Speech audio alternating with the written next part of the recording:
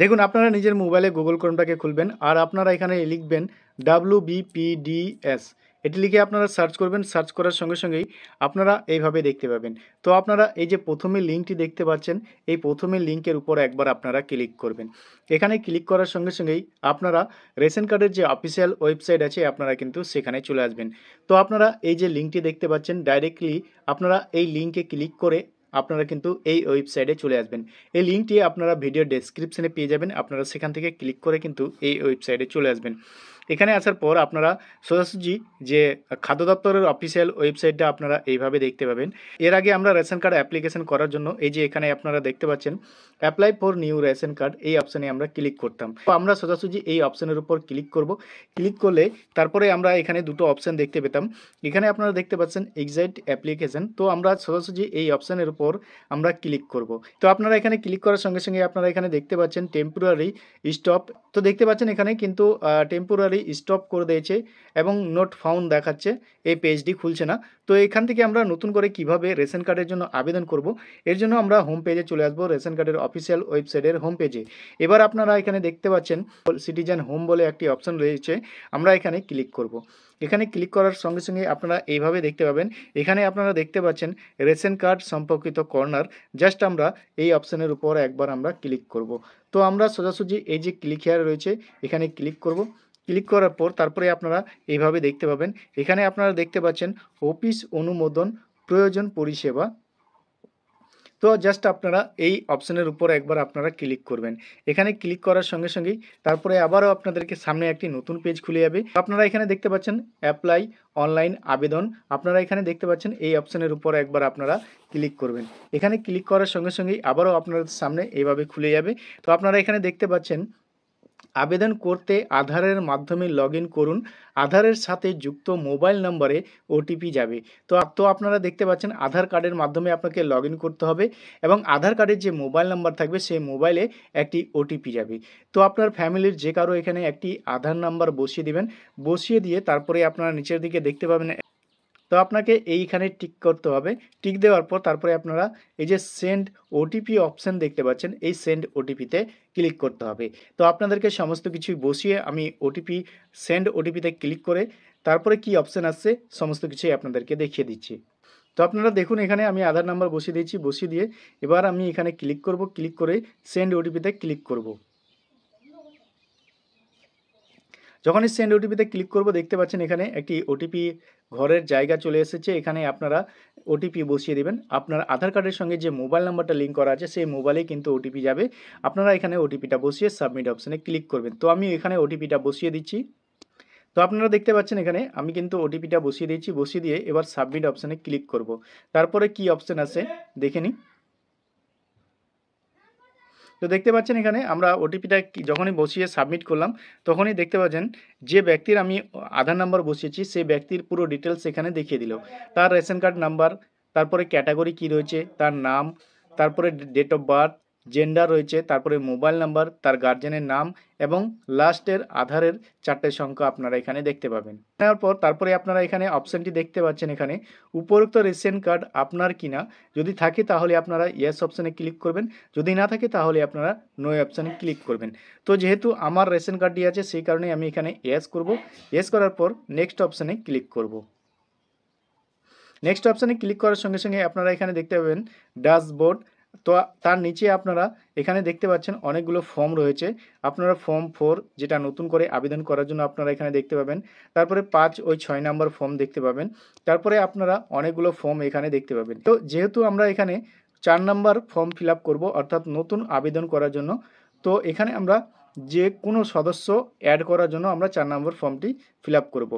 Already আমাদের কিন্তু ration card আছে, আমরা নতুন করে একটি ফ্যামিলি মেম্বারকে অ্যাড করব, সেই কারণেই আমরা এখানে 4 নম্বর ফর্মটা ফিল আপ করবো। তো আমরা এই ক্লিক শেয়ারের জায়গায় ক্লিক করব। ক্লিক করার সঙ্গে সঙ্গেই আপনারা কিন্তু এইভাবে দেখতে পাবেন। এখানে আপনারা দেখতে পাচ্ছেন আবেদনপত্রের এন্ট্রি, অর্থাৎ আপনি যে অ্যাপ্লিকেশন করছেন তার এন্ট্রি দেখতে পাবেন। এখানে দেখতে পাবেন সার্ভিস টাইপ আপনারা দেখতে পাবেন। আধার নাম্বার লিখুন আপনারা এখানে দেখতে পাবেন, অর্থাৎ মোবাইল নাম্বার। লিখুন, অর্থাৎ আবেদনকারীর একজন হতে হবে। তো আপনারা এইভাবে দেখতে পাবেন। দেখে নেওয়ার পর তারপরে আপনারা এই যে নেক্সট অপশন দেখতে পাচ্ছেন, এই নেক্সট অপশনের উপর একবার আপনারা ক্লিক করবেন। আবারও আপনাদেরকে একটি নতুন পেজে নিয়ে যাবে। নতুন পেজে নিয়ে যাওয়ার পর তারপরে আপনারা এখানে পুরো ডিটেলসটা দেখতে পাবেন। অর্থাৎ আপনারা এখানে দেখতে পাচ্ছেন বর্তমান পরিবারের সদস্য আপনার পরিবারে কতজনের রেশন কার্ড রয়েছে আপনারা কিন্তু এখানে সমস্ত লিস্টগুলো দেখতে পাবেন। দেখে নেওয়ার পর তারপরে আপনারা এখানে দেখতে পাচ্ছেন নেক্সট একটি অপশন রয়েছে। এই নেক্সটের উপর একবার ক্লিক করবেন। এখানে ক্লিক করা মাত্রই আপনারা এখানে দেখতে পাচ্ছেন বেনিফিশিয়ারি অ্যাড করার জন্য নতুন অপশন চলে এসেছে। তারপরে আপনারা এখানে দেখতে পাচ্ছেন প্রস্তাবিত আধার কার্ডের বিবরণ দিন। আপনি যে নতুন সদস্য অ্যাড করতে চাইছেন তার এখানে আপনাকে বিবরণ দিতে হবে। তো আপনারা এখানে দেখতে পাচ্ছেন পরিচয়পত্র নির্বাচন করুন। আপনারা এই যে অপশানটি দেখতে পাচ্ছেন, এখানে ক্লিক করে আপনারা দুটো অপশান দেখতে পাবেন। এখানে আপনারা দেখতে পাচ্ছেন আধার কার্ড রয়েছে, আর তারপর নিচের দিকে দেখতে পাচ্ছেন বার্থ সার্টিফিকেট। তো যদি কোনো বাচ্চার আপনারা আবেদন করেন 5 বছরের নিচে, তাহলে আপনারা বার্থ সার্টিফিকেটটা দিতে পারেন। 5 বছরের যদি উপরে কোনো বাচ্চা থাকে তাহলে আপনারা আধার কার্ডটা সিলেক্ট করবেন। তো যেহেতু 5 বছরের নিচে, আমি সেই কারণে এখানে বার্থ সার্টিফিকেটটা সিলেক্ট করব।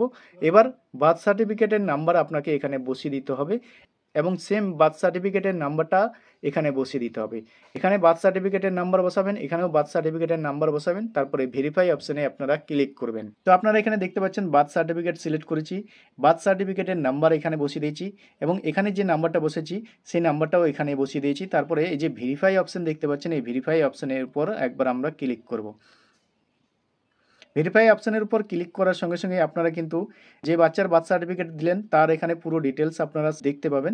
এখানে তার অভিভাবকের নাম অর্থাৎ গার্জেন নাম দেখতে পাবেন এবং গার্জেনের সঙ্গে যে বার্থ সার্টিফিকেট দিলেন যে বাচ্চার, তার রিলেশন কী আছে এখানে আপনারা দেখতে পাবেন। এবং আপনারা এখানে যে অপশানটি দেখতে পাচ্ছেন জাতি নির্বাচন করুন। তো আপনারা এখানে ক্লিক করে কি রয়েছে, জেনারেল রয়েছে, এসসি, এসটি, ওবিসি কোন ক্যাটাগরিতে রয়েছে সেটা আপনারা এখান থেকে সিলেক্ট করে নেবেন। তো আমি এখান থেকে আপনাদেরকে দেখানোর জন্য যে কোনো একটি ক্যাটাগরি সিলেক্ট করব।